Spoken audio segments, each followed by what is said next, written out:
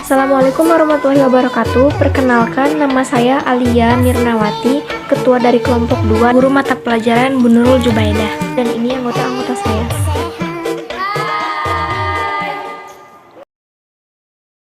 Kerajaan-kerajaan Islam yang ada di Indonesia. 1. Kerajaan Samudra Pasai.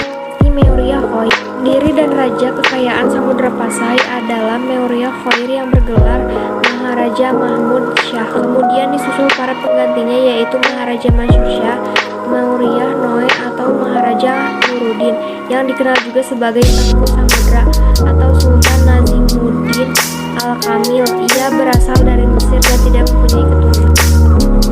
2. Dinasti Meoria Silu.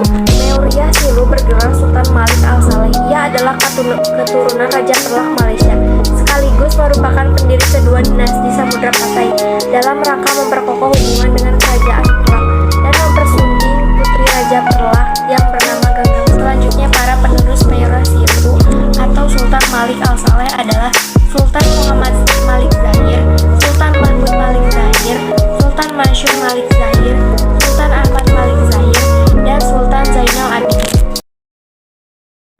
1. Kerajaan Malaka. Kerajaan ini pernah menguasai wilayah Semenanjung, Malaka, dan Riau. Penguasa rajanya yang pertama adalah Muhammad Iskandar Shah. Ia merupakan raja pertama kerajaan Malaka yang masih keturunan Majapahit yang kalah dalam perang Paregreg. Nama aslinya adalah Paramisora. Adapun para penerusnya adalah Muhammad Iskandar Shah, Sultan Muzaffar Shah, Laksamana Lamtua sangat berjasa pada masa pemerintahannya, serta Sultan Alauddin Shah. Pada masa kekuasaan Sultan Alauddin Shah, kondisi ekonomi kerajaan cukup stabil, tetapi secara politis mengalami kemunduran. Hal ini disebabkan banyak hal daerah yang ditaklukkan kemudian diri serta terjadi beberapa pemberontakan oleh Sultan Mahmud Shah. Kerajaan Malaka dipengaruhi oleh dua budaya, yaitu Melayu dan Islam. Hal ini menjadikan kerajaan Malaka memiliki corak budaya eleganter, terbuka, dan demokratis, serta menghargai budaya orang lain. Pada masa Sultan Alauddin Shah, kerajaan Malaka semakin mengalami kemunduran karena wilayahnya hanya mencakup Semenanjung Malaka. Daerah lain telah memisahkan diri dan kerajaan baru. Dalam kondisi demikian, pada tahun 1511, Malaka jatuh ke tangan Portugis yang dipimpin oleh Alfonso. Yang ketiga, Banten dan Cirebon. Banten dan Cirebon didirikan oleh Syarif Hidayatullah pada tahun 1926. Kerajaan Banten menjadi batu loncatan oleh kerajaan Memak untuk menguasai Pajajaran dari barat dan timur. Wilayah kekuasaan Banten meliputi sebelah barat, pantai Jawa hingga Lampung. Kerajaan Banten mencapai puncak kejayaannya pada masa Sultan Agung Tirtayasa. Saat itu, pelabuhan Banten telah menjadi pelabuhan internasional, sehingga perekonomian Banten maju pesat. Wilayah kekuasaannya meliputi Kerajaan Sunda yang tidak direbut Kerajaan Mataram, serta wilayah yang sekarang menjadi Provinsi Lampung.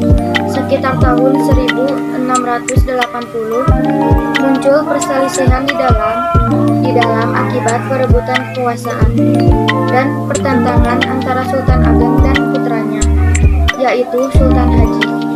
Perpecahan ini dimanfaatkan oleh VOC yang memberikan dukungan kepada Sultan Haji. Adapun mengenai kerajaan Cirebon yang mendapat dua pendapat mengenai asal-usul nama Cirebon.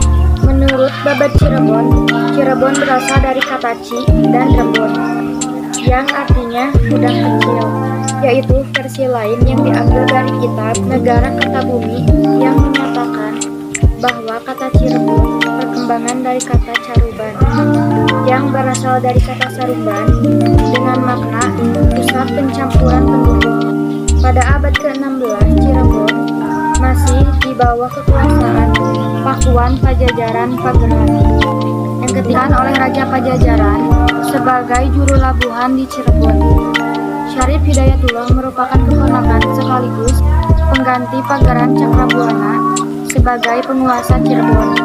Dialah yang menjadi pendiri dinasti Raja-Raja Cirebon, dan kemudian juga Banten. Kerajaan Aceh Darussalam, raja pertama kerajaan ini adalah Sultan Ali Mugayansa. Setelah wafat, ia digantikan putranya yaitu Sultan Salahuddin. Karena kelemahan Sultan Salahuddin, akhirnya kekuasaan direbut oleh saudaranya yakni Sultan Alauddin Riayat Shah Al-Qohar. Sultan Alauddin Riayat Shah Al-Qohar cukup berperan memperbaiki keadaan pemerintahannya dan aktif menyebarkan Islam dengan mengirimkan kembali ke berbagai daerah seperti Sarip Hidayatullah atau Sunan Gunung Jati yang diutus ke Gresik, Jawa Timur. Sepeninggalan Sultan Alauddin Riayat Shah Al-Qohar, Kerajaan Aceh Darussalam mengalami kemunduran. Kerajaan Aceh Darussalam kembali bangkit setelah diperintah oleh Sultan Iskandar Muda atau Dharma Wangsa Perkasa Alamsyah. Ia sangat taat beragama dan berusaha dengan gigih untuk memperbangun pemerintahan sehingga pada saat itu Kerajaan Aceh Darussalam berkembang sangat pesat. Struktur kekuasaan Kerajaan Aceh Darussalam terbagi menjadi yaitu kekuasaan oleh kaum bangsawan dan kaum ulama. Dalam kekuasaan kaum bangsawan, wilayah kerajaan terbagi-bagi menjadi daerah-daerah balangan yang dipimpin oleh Ule Balang. Sepeninggalan Sultan Iskandar Muda, Kerajaan Aceh Darussalam dipimpin oleh menantunya yang bergelar Sultan Iskandar Sani yang naik tahta pada tahun 1636.